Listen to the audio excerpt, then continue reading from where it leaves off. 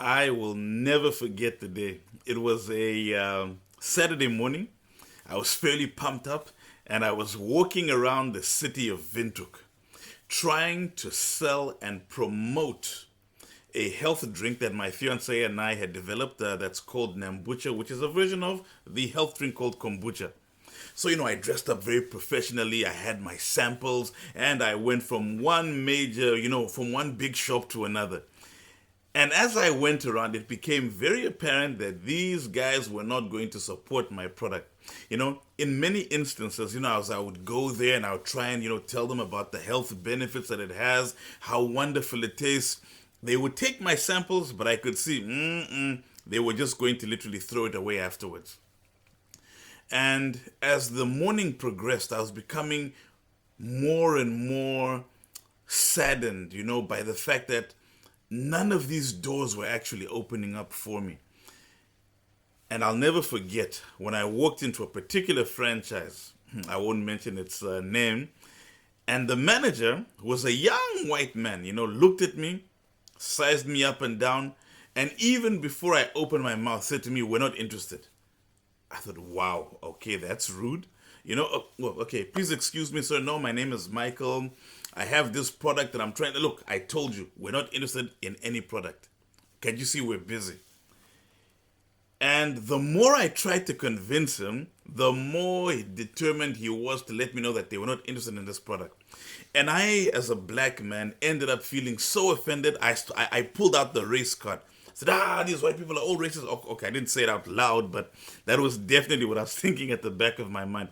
And I thought, how can he refuse a free sample? I'm not charging him anything for this. So I reached out for one of these Nambucho bottles and I wanted to hand a free sample to his assistant, who was a black lady. She reached out to grab it and he just turned. He gave her that look of, if you dare touch this thing, you're going to be in trouble. So she withdrew her hand back and I felt very, very, very offended. You know what? I said, okay, it's fine. I walked out of there. The whole time inside, I was literally fuming. Went and I decided, you know what? I only have these 3 bottles that were remaining. That was my last stop. I said, okay, you know what? Let me just take them to Super Spar Maruo Mall. So I ended up at Super Spar Maruo Mall, and because I was still reeling from my previous experience, I wasn't focused. I didn't leave any business cards. I just gave the drinks and I just literally just threw it to the wind. Whatever was going to happen was going to happen. Lo and behold, a white German lady by the name of Sisi tasted the drink, and it just so happens that she was in charge of ordering the drinks at Spa. She searched Windhoek for 2 weeks looking for us. And to this very day, we're actually doing business with Spa because of this health drink. So, what is the lesson, or rather, what are the lessons that I want to share with you guys? First and foremost, as a black person, don't always pull the race card. No matter how offended you might be. I mean, look at what happened in my case.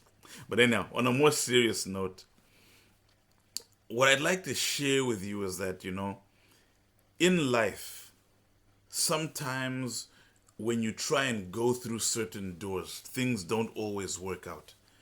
And because of the preconceived plans that you have, we end up becoming offended because that door has closed.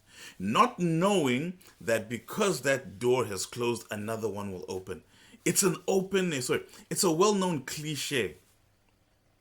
However, it is something that has got so much power within it.